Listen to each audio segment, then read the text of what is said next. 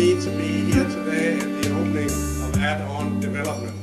I must say, looking back to April 2007, when you were part of the IT delegation, Per, and now we have a fully fledged company, a fully fledged joint venture. I think this shows, first of all, the commitment of the Danish partner to work seriously with Vietnam, and maybe more importantly, that the potential of Vietnamese employees in this sector is really huge.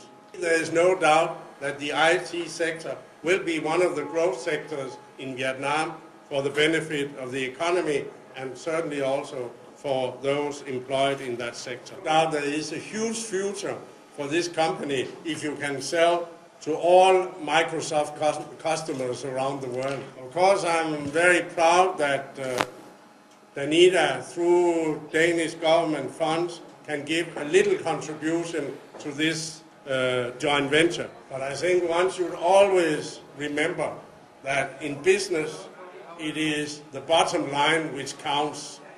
So you are on your own, you make the profit. And I want today to wish Add-on Development, its owners and its employees all the best. I wish you a very happy future. Thank you, man.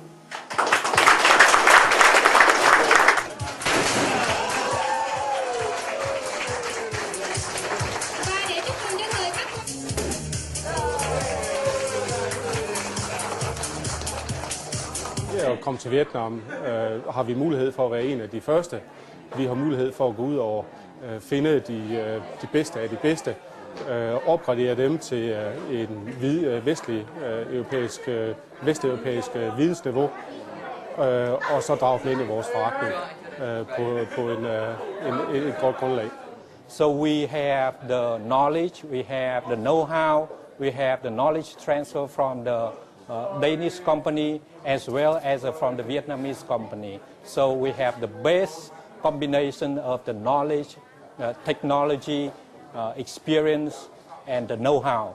Jamen, nu kan man jo sige, at vietnamesere med en stor del under 30 år, jeg tror det er 60%, de er friske fra universitetet af, de har et højt uddannelsesniveau, de er meget vestligt orienteret, de vil altså meget gerne arbejde med vestlige firmaer.